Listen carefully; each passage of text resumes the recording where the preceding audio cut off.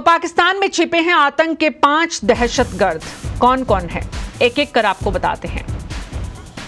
मौलाना मसूद अजहर पाकिस्तान में बालाकोट में भारतीय वायुसेना की कार्रवाई में जैश ए मोहम्मद के सरगना मौलाना मसूद अजहर के कई रिश्तेदारों के मारे जाने की खबर है। लेकिन बड़ी बात यह है कि खुद अजहर भी पाकिस्तानी सेना और आईएसआई के संरक्षण में है।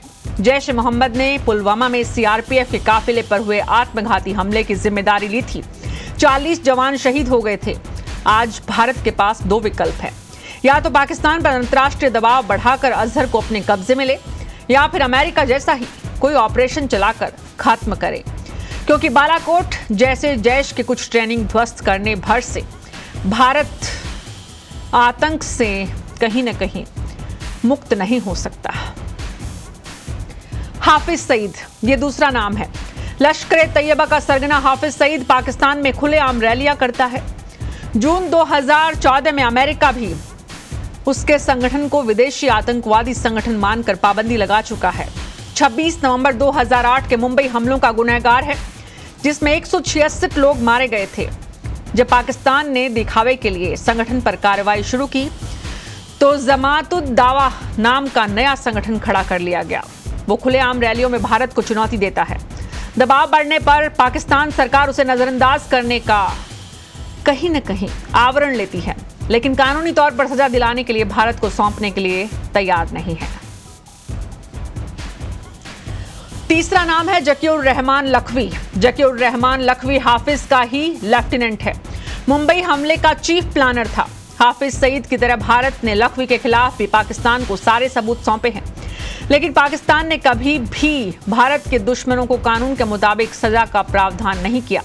इसीलिए सुनवाई की खानापूर्ति के बाद लाहौर हाईकोर्ट ने 2015 में सबूतों के अभाव में खुला छोड़ दिया था। जब तक ऐसे आतंकवादी सरगना आजाद रहेंगे, भारत की जनता निश्चित होकर नहीं बैठ सकती। भारत ही क्यों, पाकिस्तान की जमीन पर भी सुरक्षित नहीं हो सकती। अगर भारतीय सेना ने दुश्मन के ठिकाने में घुसकर कैंप, जो टेरर कैंप है, उन्हें खत्म करने का शौर्य दिखाया है, तो इन दहशतगर्दों को भी खत्म करने की साहस जुटाना पड़ेगा। भारत को आतंकवाद से पूरी तरह मुक्ति पानी है, तो आज नहीं तो कल इस विकल्प को चुनना पड़ेगा। सैयद सलाउद्दीन कुछ वक्त पहले शांत रहने के बाद हिजबुल मुजाहिदीन का सरगना एक बार फिर से भारत विरोधी गतिविधियों के लिए सक्रिय हो चुका है। खबरों के मुताबिक पिछले महीनों से बहुत ज्यादा आक्रामक मुद्रा में है।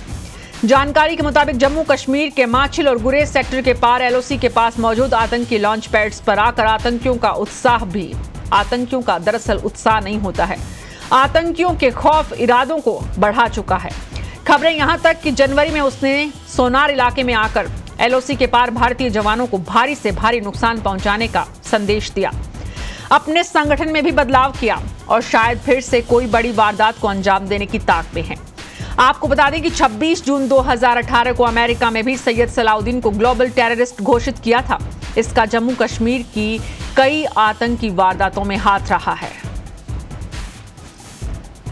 और एक नाम और है, दाऊद इब्राहिम। दाऊद इब्राहिम 1993 से मुंबई के सीरियल बम धमाकों का आरोपी है। माना जा रहा है कि अभी भी कराची में रहकर भारत में आपराधिक गतिविधियों को अंजाम देता रहा है। पहले कहा जा रहा था कि वो दुबई में है, लेकिन उसके एक रिश्तेदार ने हाल ही में मुंबई के एक विशेष मकोका कोर्ट में इसका खुलासा किया था कि पाकिस्तान में ही मौजूद हैं।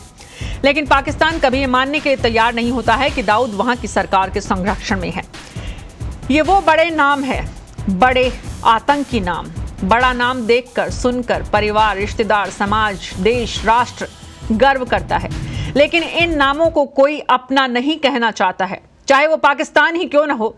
इन नामों पर पाकिस्तान भी कहीं न कहीं, किसी न किसी रूप में शर्मसार होता है। और अगर हमारा पड़ोसी, अगर हमारा छोटा भाई शर्मसार होता है, तो सोचना चाहिए कि मजबूरी जो भी हो, उसका समाधान सही निकलना चाहिए।